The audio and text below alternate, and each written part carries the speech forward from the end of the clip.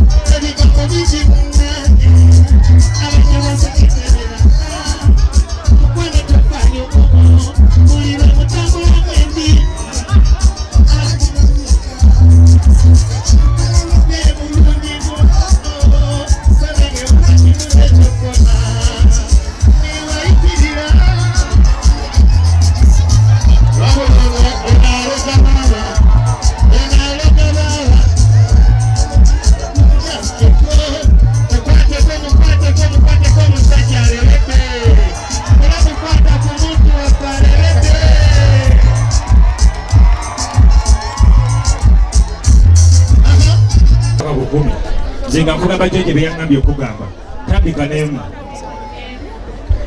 emunye za masogo ziberenga ettala munzikiza eri omugagga Kivumbi George buli muye ebyobugagga byonna byononya ku nsi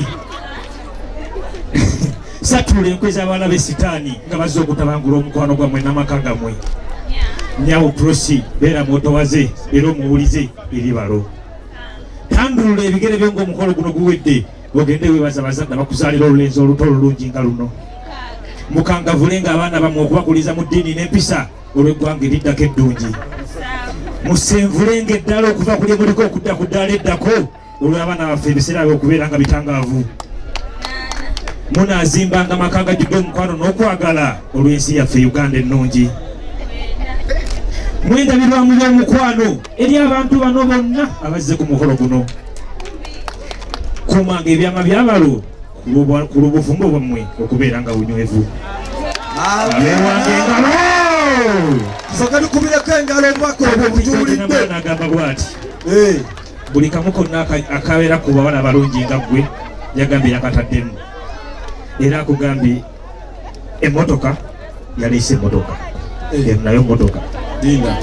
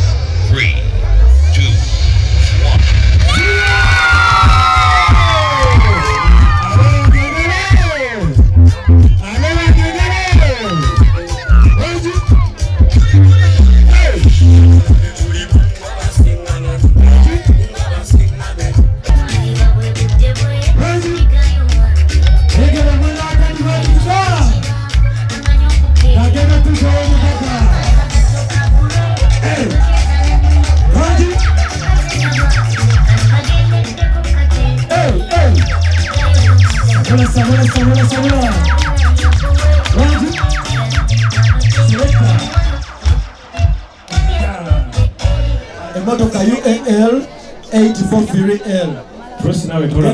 Sokolideko. Prossy nawe tola. Tugateme mikono kwetu. Sokolideko tumuliza.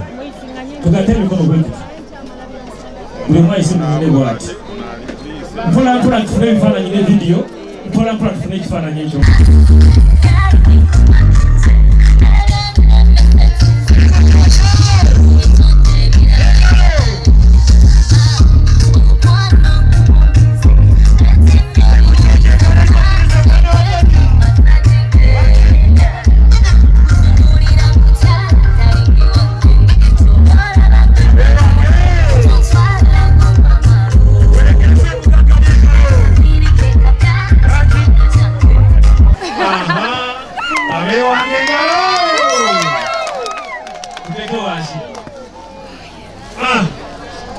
Prossy.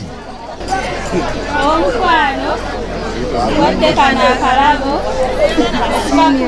okuva ku ntobo y'omutima gwange kakuwadde okasiime. Mulimu ebyokulya bingi byonna ojjagirwa obiryako paka byonnaakomawo n'ensiima byonna byonkoledde. Mpozi nakano akalabo kano mukwano sabanga okukuuma obudde ng'ojja ewaka nako kakuwadde okasiime. Prossy tumwambalize ddala. Tiimu kyokyo engalo nga siziraba. Tiimu kyokyo engalo nga siziramu.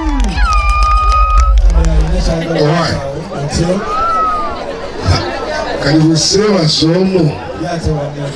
Unevazani.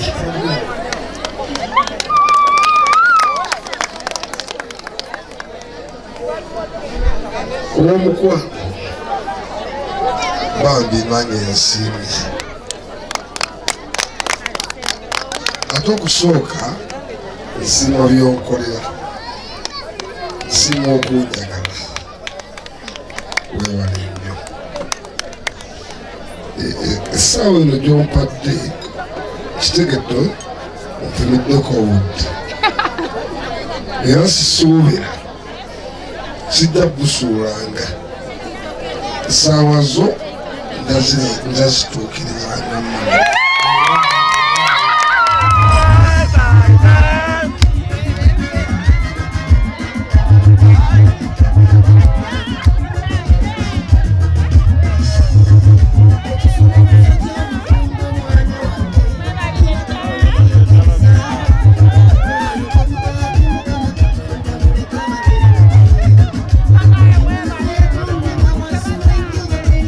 Congratulations abagole bafa olunaku olwaleero mwe bali kulondawo TV ekyasinze okulagira obulungi omukolo TV gye bayita Delta TV tukole mu kalowoozo kaffe n'omunango olunaku olwaleero tugamba nti ebiseera ebisinga abagole bamanyi okubeera nga beefaako ng'omukolo gunaatera okutuuka. Ekyo nno kirungi nnyo ne weefaako n'ogenda mu gym n'ogenda ne bakuuta amannyo enviiri n'ozikola n'okola ku lususu omugole omwami n'akuuta ku kigere enjala leero n'azisalirako ko mu saloon. Ekyo nno kirungi naye omukolo bwe guggwa tumanyi okusuulirira kye bayita okwefaako. Bannange olina okubeera nga weeza bujjo obeere ng'olabikira bulungi munno. Omukyala ali eyo togamba nti nze bampasa kyaggwa olyoka osukuma essowaani y'emmere olubuto olugeje lukoma eri emikono oyiikeyiike. Bannange weekuume ng'oli mu shape. Omusajja oyo asigale ng'akyakutunuulira nga naye abeera ku bunkenke nti essaawa yonna bakutwala anti ng'olabika bulungi. Tebagenda kutwala naye olina okusigala ng'omulabikira bulungi kubanga ffe abakazi tuli bimuli.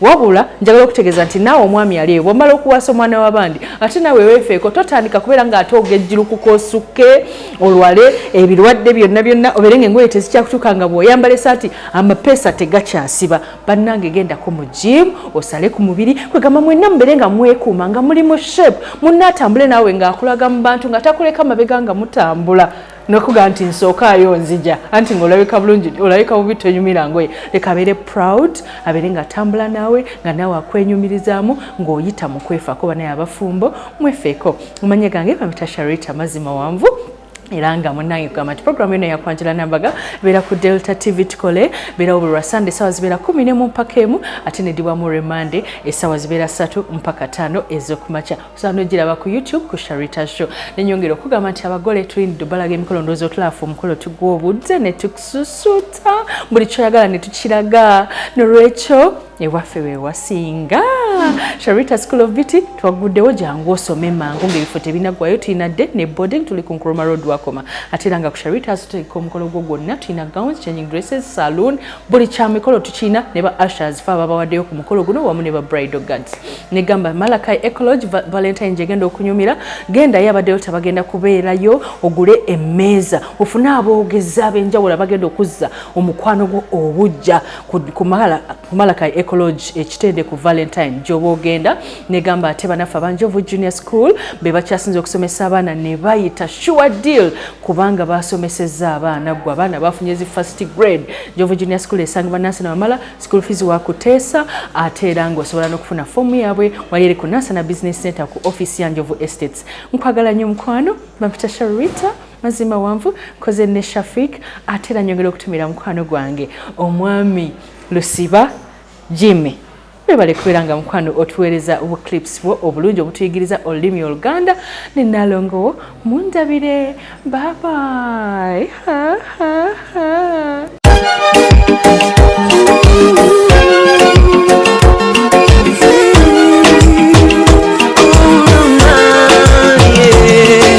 Ndaira simba lero bino binjogera byakumoyo toboyo mutima gwange munda ekukubira nze ne kuntujja omukwano lero njagala otegere nti wampamba wotoli siriasenywa nze sebaka nyabo